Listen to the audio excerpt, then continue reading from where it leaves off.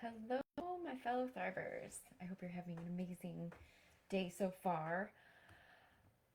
I know what it's like as a three-time cancer survivor myself to be stuck, to want to feel happiness and joy and the gratitude for being alive, but the disconnect of feeling like I don't know how to get there.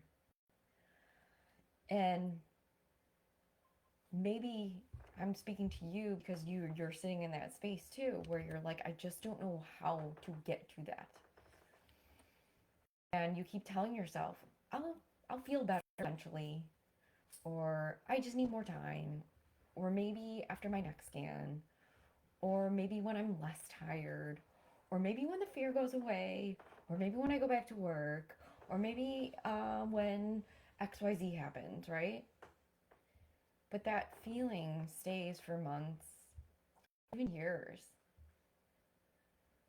keep passing by, right? And you're still waiting. And I want to ask you a couple of questions that make you feel uncomfortable. How long are you willing to wait to start living your life again? And I ask you this because if you knew your best friend or your child were feeling the way that you do right now, how would you answer that question? I know it's so easy to be and say, oh, I would do anything, or I would move mountains, or all of these things for somebody that's not us. I was that person, that woman, who put myself last on the priority list. But I've learned after going through cancer 3 times. Number one, I didn't choose it. I didn't choose what treatment did to my body, neither did you. And I didn't choose the fear and the trauma and everything I've lost along the way because of it. And I know you didn't either. But eventually, I had to choose to put time and money and get myself to a better place. Because I had to choose what I was going to do with the life that I still had. And you have that same choice too. That doesn't mean you wake up tomorrow and magically stop feeling afraid. It doesn't mean you just get over cancer, because it's a part of your journey forever. And it certainly doesn't mean that feeling stuck is your fault. I didn't know I was going to feel this way. No one does. But it does mean recognizing that there comes a point when waiting for things to change is not enough. Putting everyone else first is not enough. And maybe you've convinced yourself that you can't do it, or you shouldn't do it because your son or your daughter or your partner needs help before you do.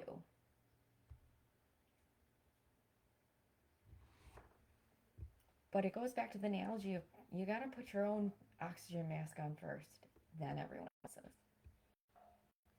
Think about what you've gone through. You walked into appointments you didn't want to walk into. You endured procedures you never imagined you'd face. And you got through days you genuinely didn't know how you were going to get through. You already know that you can do hard things.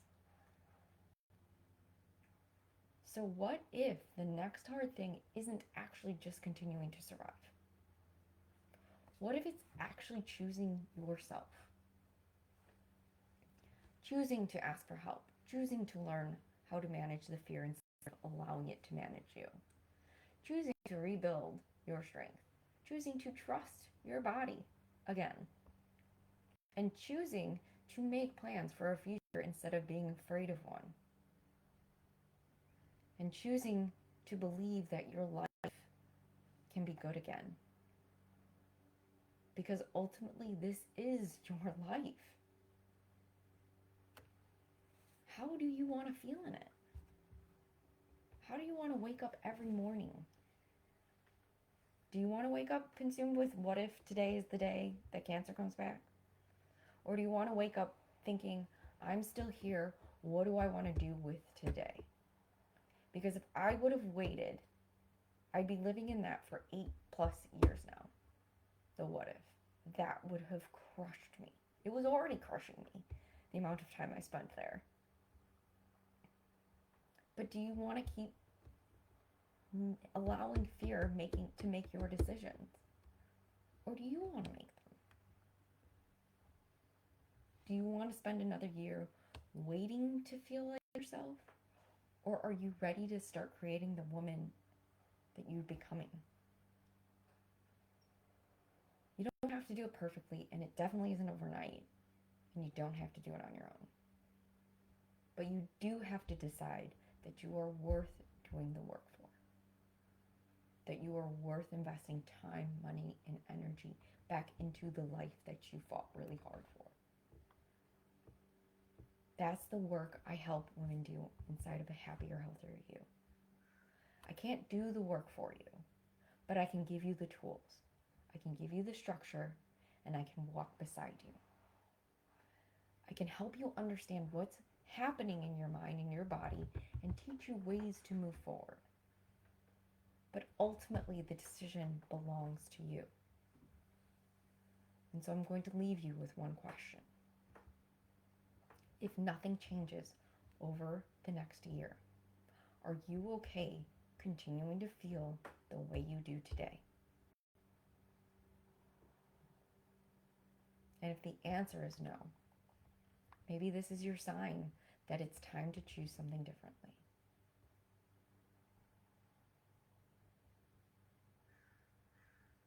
Because this is your life, and you deserve the opportunity to actually love it and live it.